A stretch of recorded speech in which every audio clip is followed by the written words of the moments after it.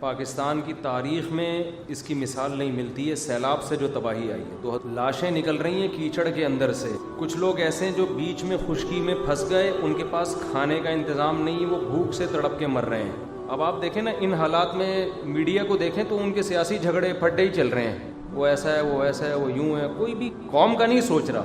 تھوڑی دیر کے لیے تصور کر لیں, آپ کسی ایسی جگہ پھنسے ہوئے ہوں جہاں چاروں طرف پانی ہو, نہ آپ اس سے نکل کے جا سکتے ہیں, نہ آپ کے پاس کوئی خوراک کا انتظام ہے, تو آپ پہ گزرے گی کیا قیامت گزرے گی, اور کیسے ترس رہے ہوں گے, تڑپ رہے ہوں گے کہ کوئی خوراک کا انتظام ہو جائے اور اس پر اوپر سے دوبارہ بادل برسنا شروع ہو جائیں. سیلاب زدگان کے حوالے سے چند باتیں آپ کو پتہ ہے کہ بلوچستان سندھ میں جو تباہی آئی ہے, پاکستان کی تاریخ میں اس کی مثال نہیں ملتی ہے سیلاب سے جو تباہی آئی ہے. 2011 میں بھی 10-11 میں بھی آیا تھا سیلاب, مگر اتنی خطرناک نوعیت کا نہیں. لاشیں نکل رہی ہیں کیچڑ کے اندر سے, اللہ بچائے. بچے, کچھ لوگ ایسے ہیں جو بیچ میں خشکی میں پھنس گئے, ان کے پاس کھانے کا انتظام نہیں, وہ بھوک سے تڑپ کے مر رہے ہیں, وہاں تک کوئی پہنچ بھی نہیں رہا. اب اس میں ایک طریقہ تو یہ کہ ہم حکومتوں کو برا بھلا کہتے رہیں. اب آپ دیکھیں نا, ان حالات میں میڈیا کو دیکھیں تو ان کے سیاسی جھگڑے پھڈے ہی چل رہے ہیں. وہ ایسا ہے, وہ ایسا ہے, وہ یوں ہے. کوئی بھی قوم کا نہیں سوچ رہا. تھوڑی دیر کے لیے تصور کر لیں, آپ کسی ایسی جگہ پھنسے ہوئے ہوں جہاں چاروں طرف پانی ہو, نہ آپ اس سے نکل کے جا سکتے ہیں, نہ آپ کے پاس کوئی خوراک کا انتظام ہے, تو آپ پہ گزرے گی کیا قیامت گزرے گی, اور کیسے ترس رہے ہوں گے, تڑپ رہے ہوں گے کہ کوئی خوراک کا انتظام ہو جائے اور اس پر اوپر سے دوبارہ بادل برسنا شروع ہو جائیں. تو اس موقع پہ ہماری بہت بڑی ذمہ داری ہے کہ ہم اس قسمہ پرسی میں جو لوگ پڑے ہوئے ہیں, ہم ان کو بے یار و مددگار نہ چھوڑیں. اچھا, اس میں ایک گڑبڑ یہ بھی ہے کہ جب بھی ملک میں اس طرح کے حالات آتے ہیں, بہت سے فراڈی لوگ ان حالات کو کیش کرا کے اپنی جیبیں بھرنا شروع کر دیتے ہیں, کیونکہ لوگوں کے دل میں ایک جذبہ ہوتا ہے نا تعاون کا. کسی نے بھی کہہ دیا میرے ماموں کا وہاں گھر ٹوٹ گیا, لے بھائی اتنے پیسے لے لے. کسی نے بھی کہہ دیا میرے خالہ کے ساتھ وہاں بیوہ خالہ تھیں, ان کا بیچاری کا گھر ٹوٹ گیا, لے بھائی اتنے پیسے. یہ کام آپ نے نہیں کرنا, کیونکہ بہت سے فراڈی لوگ کیش کرا رہے ہوتے ہیں اس قسم کے حادثات کو. آپ کہہ سکتے ہیں فراڈی ہوگا تو وہ جانے, اللہ جانے, ہم نے تو پیسے دے دیے نا. بھائی آپ کے پیسے دینے سے نقصان یہ ہوگا کہ جہاں لگنے چاہیے تھے وہاں نہیں لگتے. یا تو آپ کے پاس اتنا پیسہ ہوتا نا, پھینکتے رہو بیٹھ کے کہ بھائی چلو فراڈی ہے تو بہت سے نیک لوگ کو بھی لگ جائے. آپ نے تو محدود پیسہ دینا ہے نا. تو ایسے موقع پہ سب سے بہتر طریقہ تو یہ ہے کہ جو ہمارے تاجر لوگ ہیں وہ خود اپنی گاڑیوں میں جائیں. میں 2010 میں یا 11 تھا, ہم لوگ کشتیوں میں گئے تھے اندر, کشتیوں میں, کیونکہ گاڑیوں کے راستے بند ہو گئے تھے. وہ کشتیاں ان جگہوں پہ چلی ہیں جہاں اصل میں خشکی تھی, لیکن اتنا پانی کھڑا ہو گیا تھا کہ ہم لانچوں کے ذریعے اندر گئے اور اندر گھر گھر جا کے ہم نے خوراک تقسیم کی. تو اصل تو یہ ہے کہ خود سے جائیں. میرا بھی ارادہ ہے انشاءاللہ ان قریب سفر کرنے کا بلوچستان یا سندھ کی طرف, میں بھی جاؤں گا انشاءاللہ. جو ٹوٹا پھوٹا ہم سے تعاون ہو سکا ہم کریں گے انشاءاللہ. اور میرا ارادہ ہے پاک ایڈ ویلفیئر ٹرسٹ کی طرف سے جانے کا, کیونکہ جو ٹرسٹ ہوتے ہیں, جو ریلائبل ٹرسٹ ہوتے ہیں, ان کو اندر کے حالات پتہ ہوتے ہیں. اب ہم جائیں تو ہم تو اجنبی ہیں نا, تو ہمیں کیا پتہ کہ کہاں کیا ہو رہا ہے.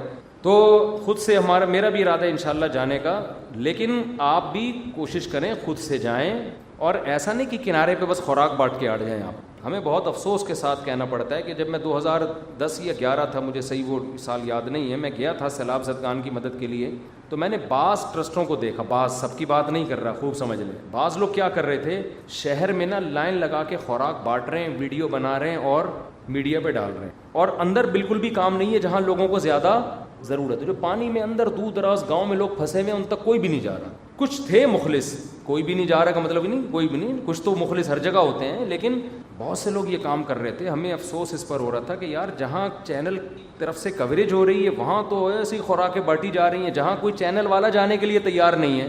اب یہ سوشل میڈیا اس وقت زیادہ متحرک نہیں تھا, تو جو جہاں کوریج نہیں ہو رہی ہے, اندر پانیوں میں جا کے چھوٹی چھوٹے جزیرے بنے ہوئے ہیں, خشکی ہے, وہاں تو کوئی بھی نہیں جا رہا. وہاں چونکہ کوئی کوریج دینے کے لیے تیار نہیں ہے, تو وہاں خوراکیں تقسیم نہیں ہو رہی ہیں. تو یہ بھی کچھ تھوڑا سا, بعض ٹرسٹ ایسے ہیں جن پہ ٹرسٹ نہیں کیا جا سکتا. اچھے بھی ہیں برے بھی ہیں, دونوں طرح کے ٹرسٹ چل رہے ہیں. بعض لوگ تو ٹرسٹ بناتے ہیں بلیک منی کو وائٹ کرنے کے لیے, ایسے بھی ٹرسٹ ہوں گے. یقیناً ہے ہمارے ملک میں سب کچھ ہوتا ہے, تو یہ کیوں نہیں ہوتا. تو آپ کسی ریلائبل ٹرسٹ پہ ٹرسٹ کریں. آپ سمجھتے ہیں, تو پاکٹ ویلفیئر ٹرسٹ تو چونکہ میرے شاگردوں کا ہے, میں ان کے ساتھ کئی دفعہ ٹریولنگ کر, میرا ٹرسٹ نہیں ہے پاکٹ ویلفیئر, لیکن میرے شاگردوں کا ہے, تو مجھے ان پہ اعتماد ہے. لیکن آپ کو جس پہ بھی اعتماد ہو, اس میں خدیجۃ الکبریٰ ٹرسٹ بھی ہے، بہت اچھا کام کر رہا ہے. اسی طرح ڈیفینس میں حضرت مفتی عبدالستار صاحب کا ٹرسٹ ہے، اس کا نام کیا ہے، بیت السلام، وہ بھی بہت اچھا کام کر رہے ہیں، ریلائبل لوگ ہیں. اور بھی ہیں، ان کے علاوہ بھی ہیں، بڑے بڑے ٹرسٹ ہیں، جس پہ بھی آپ کو اعتماد ہو آپ ان کے ذریعے تعاون کر سکتے ہیں. بہتر تو یہ کہ آپ خود جائیں. دوسرے درجے میں آپ کسی ایسے ٹرسٹ پہ ٹرسٹ کریں جو قابل ٹرسٹ ہو. سمجھتے ہیں کہ نہیں سمجھتے؟ اور ان کے ساتھ تعاون کریں. وہاں خوراکیں اور ان کی جو مدد ہے وہ ہماری ذمہ داری بنتی ہے، ان تک پہنچائیں آپ. تو ایسے موقع پہ ان کو بے یار و مددگار چھوڑ دینا یہ بہت بری حرکت ہے. نبی صلی اللہ علیہ وسلم نے فرمایا وہ شخص مومن نہیں ہے جو پیٹ بھر کے کھائے اور اس کا پڑوسی بھوکا سو. تو یہ ہمارے پڑوسی ہی ہیں، ملک کے لوگ ہیں ہمارے. ملک کے نہ بھی ہوتے تو بھی انسانی ہمدردی سے تعاون فرض بنتا ہے ہمارا.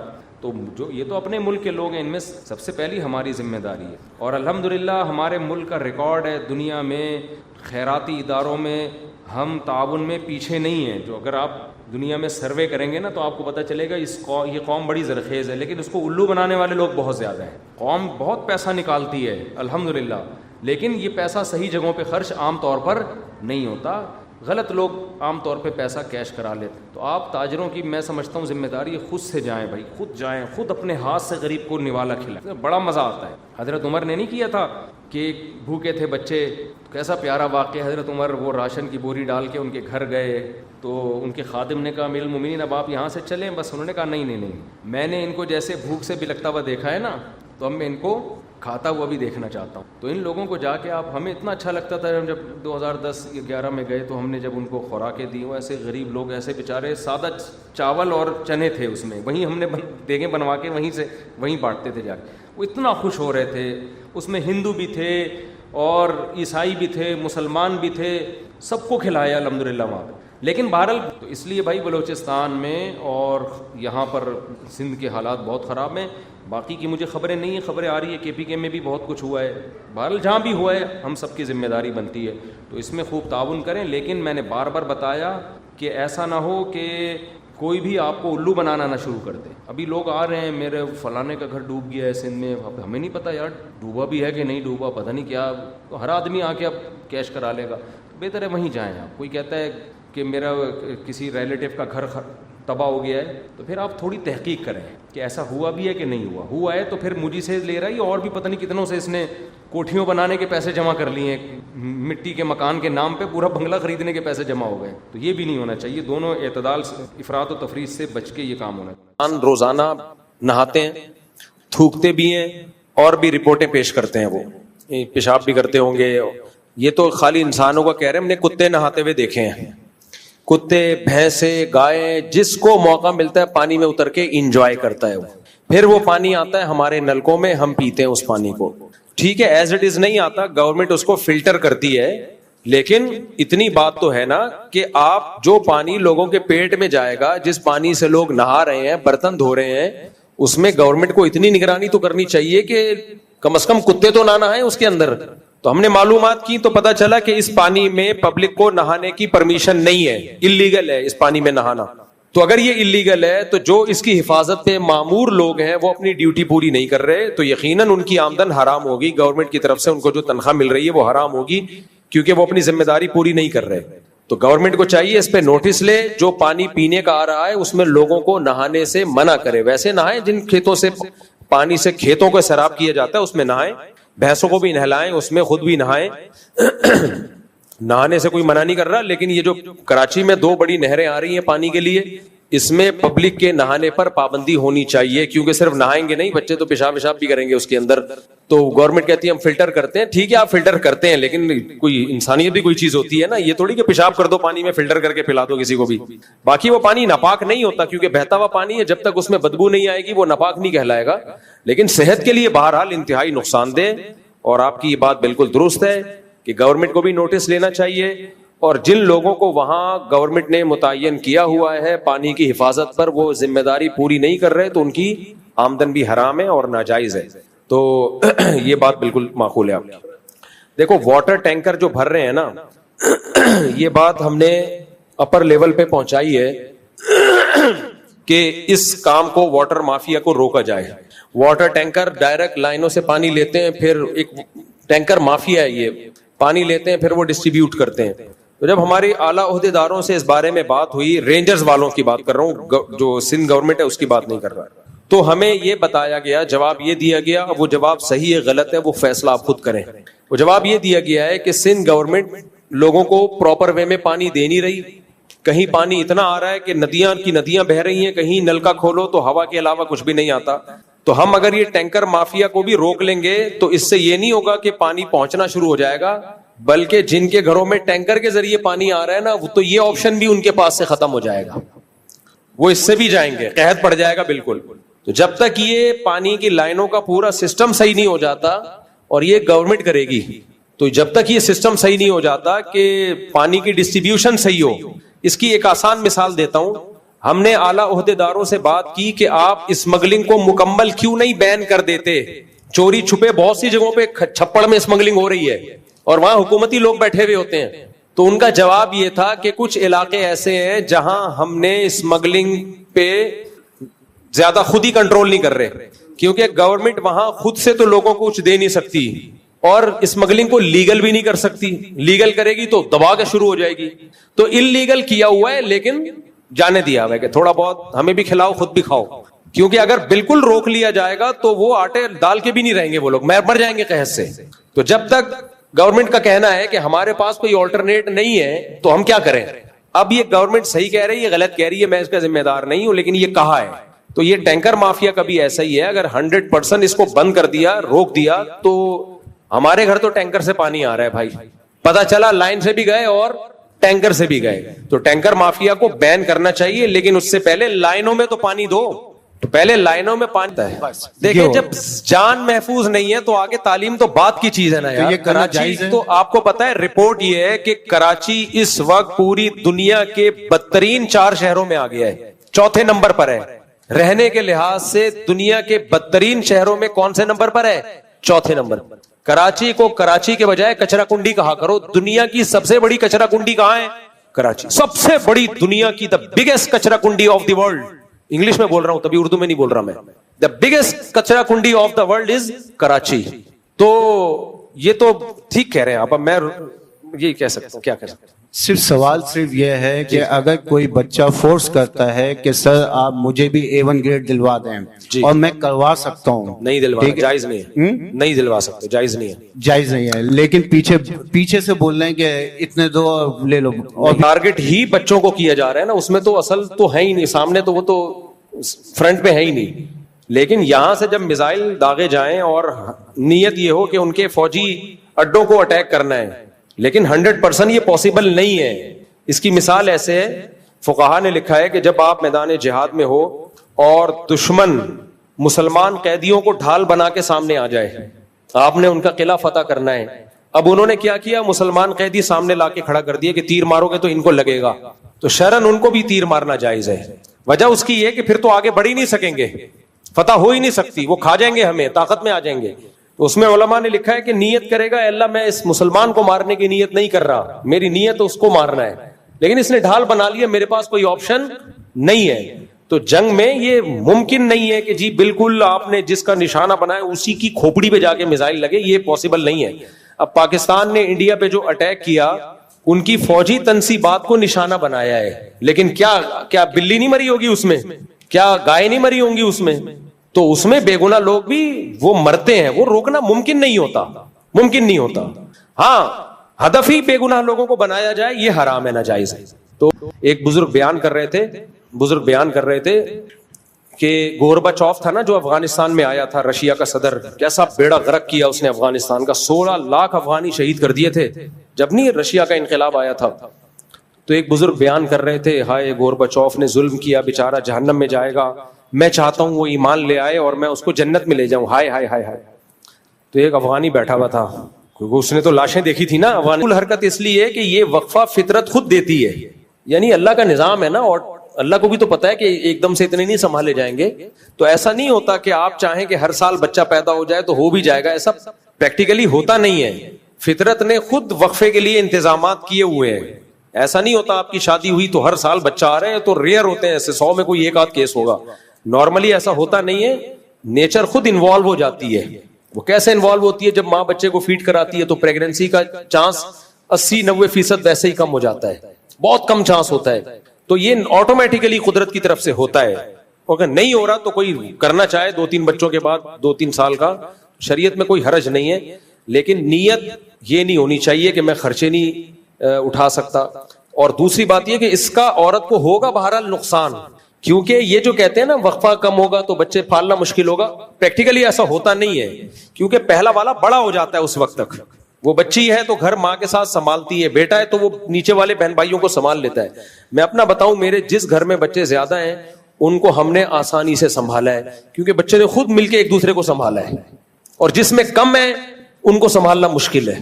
تو بچے خود ایک دوسرے کو سنبھالتے ہیں, تو جن کے بچے ہیں ان کو بچوں کی ضرورت زیادہ ہے تاکہ ان کے بہن بھائی ایک دوسرے کو سنبھالیں.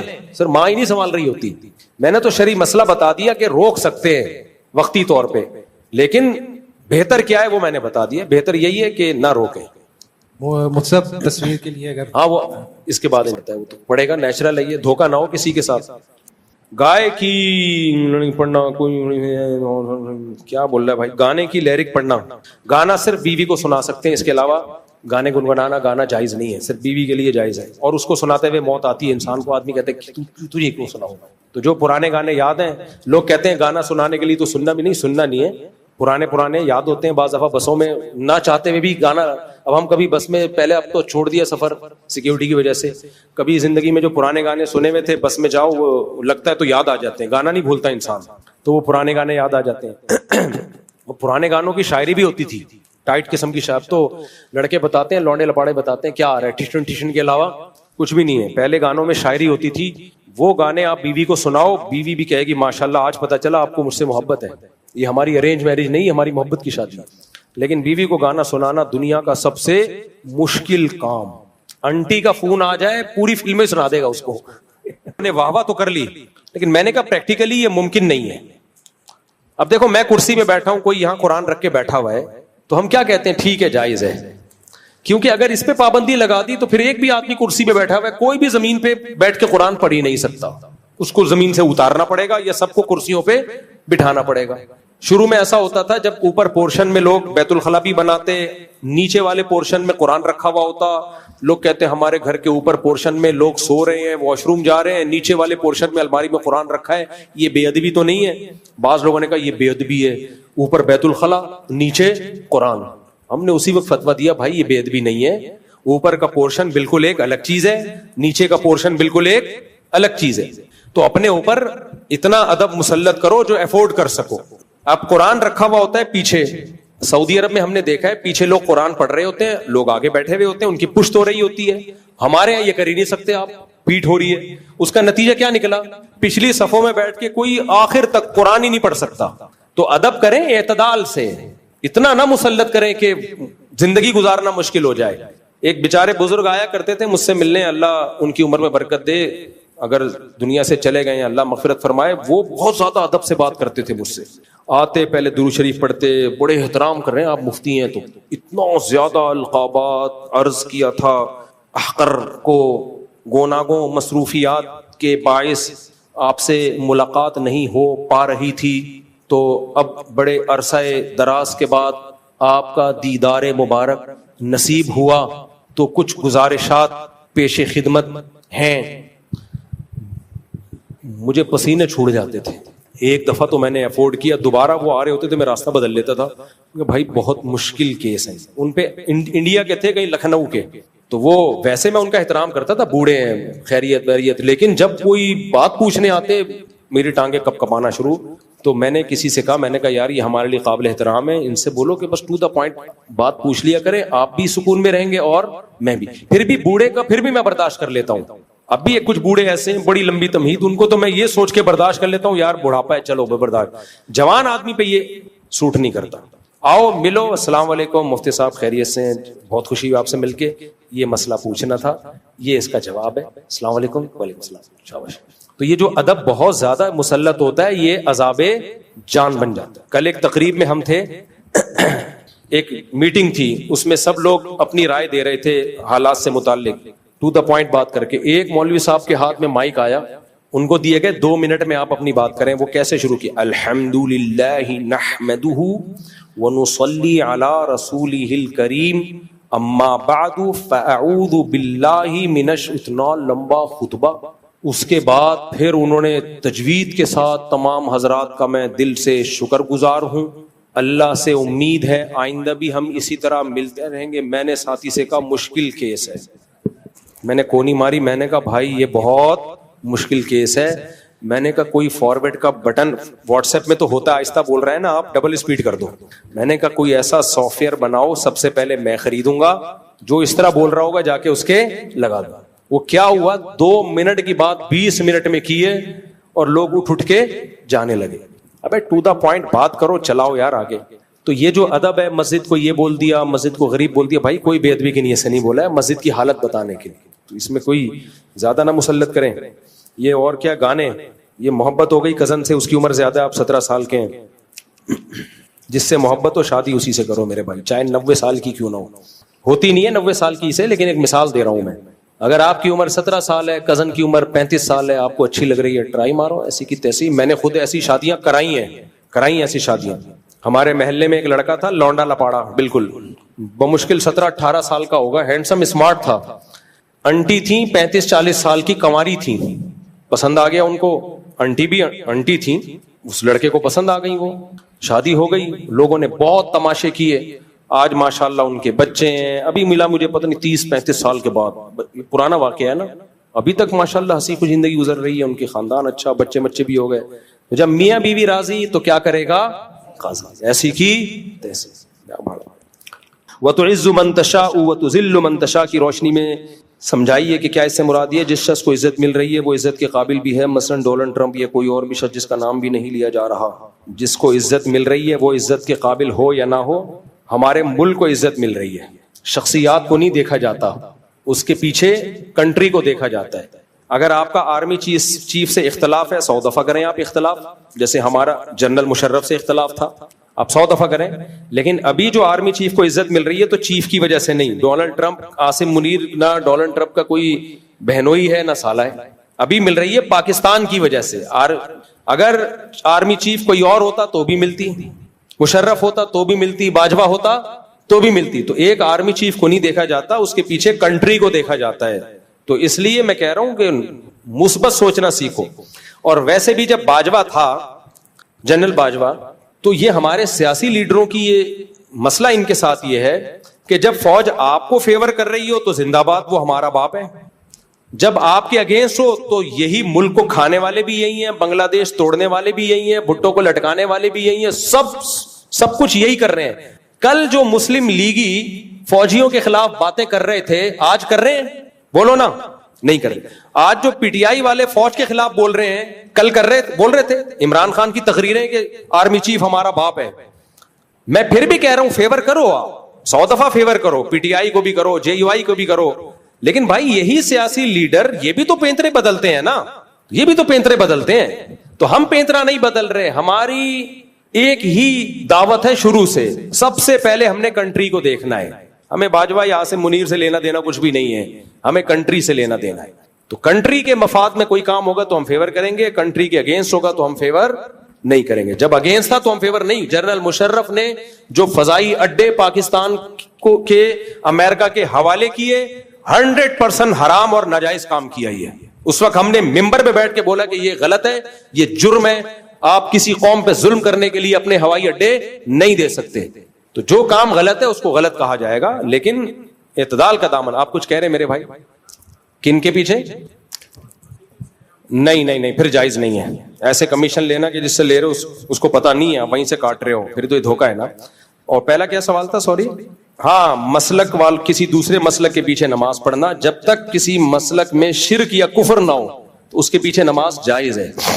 ابھی ٹیلی ویژن کے ایک پروگرام میں قاری خلیل الرحمان بیٹھے ہوئے ہیں اور ساتھ میں وہ بیٹھے ہوئے ہیں جو بریلویوں کے ہیں نا, مفتی حنیف قریشی صاحب بیٹھے ہوئے ہیں, اور بھی 2-4 لوگ بیٹھے ہوئے ہیں. تو سوال پوچھنے والے نے پوچھا یہ حنفی لوگ امام کعبہ کے پیچھے نماز کیوں نہیں پڑھتے؟ یہ 2 نمبریاں بہت ہوتی ہیں ٹیلی ویژن میں. تو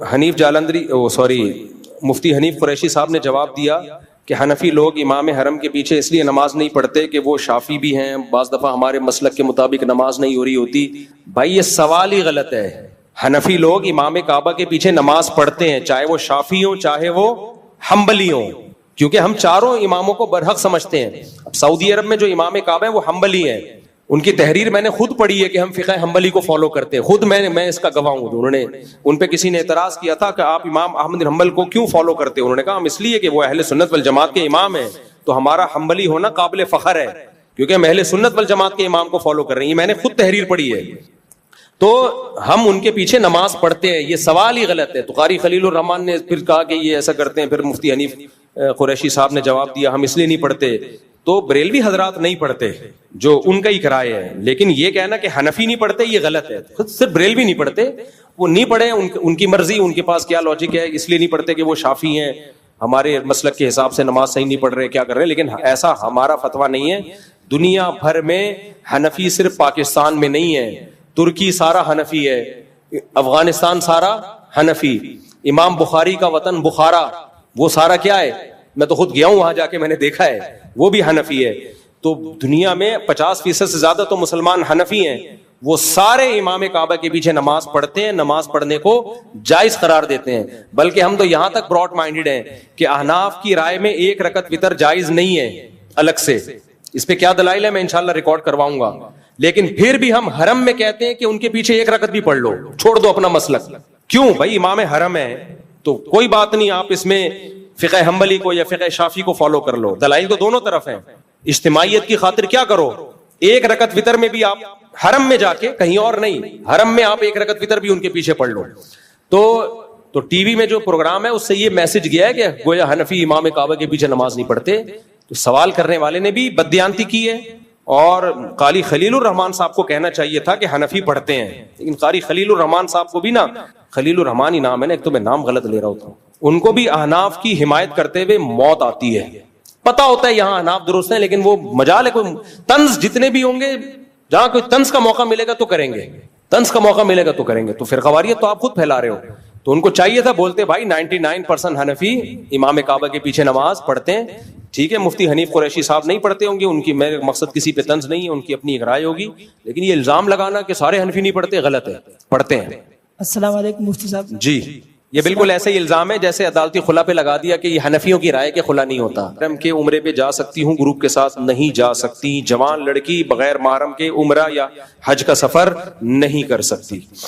ایسی باتوں کا فتویٰ غامدی صاحب سے لیا کریں. تو اس کو عام سفر پہ قیاس نہیں کیا جا سکتا، حج عمرے کے سفر کو.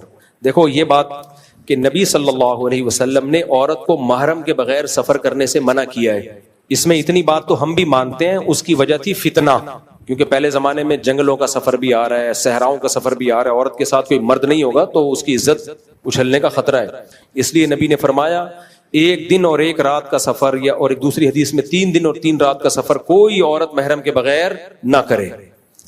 اب لوگ کہتے ہیں کہ اب وہ دور نہیں ہے، اب جہاز میں جا رہی ہے، کیمرے لگے ہوئے ہیں، سیو ہے. بالکل ٹھیک ہے، لیکن یہ یہاں تو ہو سکتا ہے، کراچی سے لاہور کسی کام سے جانا ہو گیا ایمرجنسی میں، لاہور سے کراچی، یا امریکہ بھی جا سکتی ہے، امریکہ میں اس کا محرم وہاں موجود ہے، یہاں سے ابا نے بٹھا دیا اور وہاں سے کسی نے ریسیو کر لیا.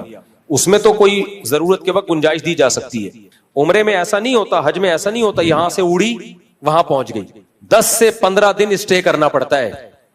کسی اجنبی ملک میں اتنا لمبا اسٹے جوان عورت کا محرم کے بغیر، اس میں یہ کہنا کہ فتنے کا اندیشہ نہیں ہے، یہ حالات سے ناواقفیت کی دلیل ہے.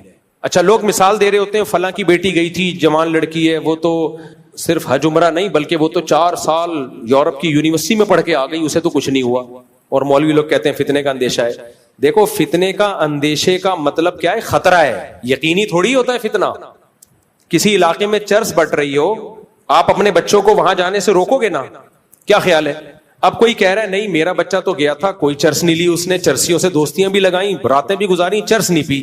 آپ کہیں گے بھائی یہ ہو گیا، ونس اپون اے ٹائم ایسا بھی ہو جاتا ہے، لیکن خطرہ تو ہے نا، تو ہم کیوں رسک لیں بھائی؟ تو اسلام میں بہت سارے احکام کا مدار فتنے پر نہیں ہے، فتنے کے خطرے پر ہے، خطرہ موجود ہے. ورنہ بہت ساری بے پردہ عورتیں ہیں، ان کی عزتیں محفوظ، آج تک کسی نے ان کو نہیں چھیڑا. بہت ساری بے پردہ ہیں، تو کیا بے پردگی کی اجازت ہو جائے گی؟ یہی کہا جائے گا نہیں چھیڑا، خطرہ تو ہے نا، خطرہ تو ہے. تو خطرے کی بیس پہ بہت ساری لڑکیاں جاتی ہیں عمرہ کر کے آ جاتی ہیں, کچھ نہیں ہوتا. بہت ساری جاتی ہیں یورپ امریکہ یونیورسٹیوں میں 4 سال ہاسٹل میں رہتی ہیں, کچھ نہیں ہوتا. لیکن بہت ساریوں کو بہت کچھ ہوتا بھی اسی وجہ سے. اگر وہ گھر میں رہتی ہیں تو نہ ہوتا یہ سب کچھ. تو شریعت نے فتنے پر مدار نہیں رکھا, فتنے کے خطرے پر مدار رکھا ہے. تو حج اور عمرے میں بہت ٹائم گزارنا پڑتا ہے. اجنبی ملک ہے, اجنبی کنٹری ہے, سارے اجنبی لوگ ہیں, تو بہت خطرہ ہوتا ہے ٹاکرا ہو جائے. دوستیاں جہازوں میں ہو جاتی ہیں, دوستیاں بیٹھے بیٹھے دوستیاں ہو جاتی ہیں, بڑے اسکینڈل چلتے ہیں پھر. تو اس لیے اتنی تو گنجائش ضرورت کے وقت دی جا سکتی ہے. یہاں سے وہاں جا رہی ہیں, وہاں سے یہاں آ رہی ہیں, لیکن کسی دوسرے کنٹری میں اتنے ٹائم کے لیے اسٹے کرنا محرم کے بغیر, اس کی بالکل اجازت نہیں. ہاں بوڑھی عورتیں مستثنا ہیں, تو بوڑھی عورتوں وہ بغیر محرم کے جا سکتی ہیں. اب بوڑھی کون ہے تو ہم کوئی ایج نہیں بتاتے, جو عورت کہہ دے کہ میں بوڑھی ہوں وہ چلی جائے. السلام علیکم. وہ کہے کہ اب یہ وہ کیا ہے, پھونکوں سے یہ چراغ بجھایا نہ جائے گا, بچوں کی پیدائش کو روکا نہ جائے گا. 19:15 کے بعد 19 ہوئے تو شرم تو آئے گی نا. کچھ لوگ تو مذاق اڑا رہے ہیں, یہ دیکھو مولویوں کا اس کے علاوہ کوئی کام ہی نہیں ہے. لیکن بہت سے شرمندہ بھی ہو رہے ہیں کہ یار ہماری صحت مفتی صاحب سے زیادہ اچھی ہے, ہمارے پاس مفتی صاحب سے زیادہ پیسہ ہے, ہم ابھی مفتی صاحب سے زیادہ ینگ ہیں اور کوئی رپورٹ ہی نہیں ہے. شرم آ رہی ہوگی. انقلاب آئے گا. وہ لوگ بیزار ہیں, پتہ ہے آپ کو, وہ چاہ رہے ہیں یہ بیانات ہماری قوم کے لیے ہوں. اللہ کی قسم, امریکہ ہم سے ناراض اس لیے نہیں ہے کہ ہم 4 شادیوں اور زیادہ بچوں کی بات کرتے ہیں. نا وہ کہہ رہے ہیں یہ پاکستانیوں کو کیوں سکھا رہے ہو. وہ کہتے ہیں ہم پاکستانیوں پہ پیسہ خرچ کر رہے ہیں نسل روکنے کے لیے, کیونکہ ہماری بڑھ نہیں رہی, ان غریبوں کی پھیل رہی ہے. یہی بیانات اگر میں انگریزوں میں دینا شروع کر دوں نا کہ زیادہ بچے پیدا کرو, مجھے نیشنلٹی دے دیں گے وہ لوگ. جاپان کہے گا یار ادھر شادیاں کروا, بچے پیدا کروا, یہاں پہ ہم تجھے. میں بھی جاپان چلا جاؤں نا, میرے سارے بچوں کا فری اتنے لاکھ روپے مجھے ملیں گے کہ آپ کی سوچ سے بھی زیادہ. مجھے لوگ بلا رہے ہیں, کوئی کہہ رہا ہے ناروے آ جاؤ, کوئی کہہ رہا ہے جاپان آ جاؤ, مفتی صاحب بچوں کا 19 بچوں کا الاؤنس, سونے کے نوالے, کیونکہ یہ چاہ رہے ہیں فیملیوں کو بڑھانا. نہیں, لیکن نیشنلٹی وہاں کی لینی پڑے گی. نا ہم نہیں آ رہے ہیں. کہتے ہیں نہیں, اپنے خرچے پہ پالیں گے بچوں کو. لیکن آپ کو پتا نہیں ہے, ان لوگ وہ چاہتے ہیں کہ ان کا فیملی سسٹم مضبوط ہو, وہ چاہتے ہیں کہ ان کے ہاں گروتھ ریشو بڑھے. ناروے کی فیمیل وزیر اعظم تھی, جب میں نے ناروے کا سفر کیا ہے, میرے جانے سے چند دن پہلے اس نے بیان دے دیا تھا کہ ناروے کی خواتین کو کہا تھا کہ بچے زیادہ پیدا کرو, بچے بڑھاؤ. اس پہ عورتوں نے اس کے خلاف احتجاج کیا کہ تو کون ہوتی ہے ہمیں مشورہ دینے والی. وزیر اعظم کی بے عزتی کر دی انہوں نے. وہ تو چاہ رہے ہیں. میں نے جرمنی میں جب بیان کیا نا, تو ایجنسی والوں نے, وہاں کی خفیہ ایجنسی نے ہوسٹ کو بلا لیا جس نے میرا بیان رکھوایا تھا, اس کو بلایا انکوائری کے لیے. وہ ڈر گیا کہ پتہ نہیں کیا ہو رہا ہے. انہوں نے میرا پورا بیان ریکارڈ کیا تھا. انہوں نے کہا تھا یہ والے بیانات کی ہمیں سوسائٹی کے لیے ضرورت ہے. نہیں آئی میرا خیال ہے بات. تو وہ خوب اچھی طرح سمجھتے ہیں کہ نسل بڑھانا بہت ضروری ہے. وہ آپ لوگ کو جو ویزے دے کے بلا رہے ہیں, غریبوں تمہیں کیوں بلا رہے ہیں؟ اس لیے کہ ان کے پاس بندہ نہیں ہے. ہم جیسے نالائقوں کو بلا رہے ہوتے ہیں, آؤ یار بندہ شارٹ ہے مارکیٹ سے. تو ان کے پاس نہ فوج میں افراد ہیں, نہ فیکٹریوں میں ملازمین ہیں, بندہ نہیں ہے. سب کچھ ہے, بندہ اس مارکیٹ سے کیا ہے, شارٹ. تبھی ہمارے مزے ہیں, وہاں جا کے کما کے یہاں بھیجتے ہیں ہم لوگ. تو ان کی ترقی سے کو ہم کیش کرا رہے ہیں. تو اس لیے ان کو ان بیانات کی ویلیو کا اندازہ ہے, آپ کو اندازہ نہیں. لیکن وہ یہ کہتے ہیں اس قوم کو مت لگاؤ شادیوں پہ, بچوں پہ. یہاں کے لیے فیملی پلاننگ روکو, کیونکہ دشمن کہتا ہے میرے نہیں بڑھ رہے تو دشمن کے بھی نہ بڑھیں. ایشیائی ملکوں کے لیے کہتے ہیں رکواؤ ان کی نسلیں. ارشاد. بس آخری سوال بھائی پہ چھٹی. السلام علیکم. ان سے پہلے آ جائیں, انہوں نے پہلے پوچھا ہے. یہ پہلے جلدی اسپیڈ. ماشاء اللہ عبد السبحان, دل سے دعا ہے اللہ تعالیٰ آپ کے بچے کو نیک صالح بنائے, حافظ قرآن بنائے, عالم بعمل بنائے.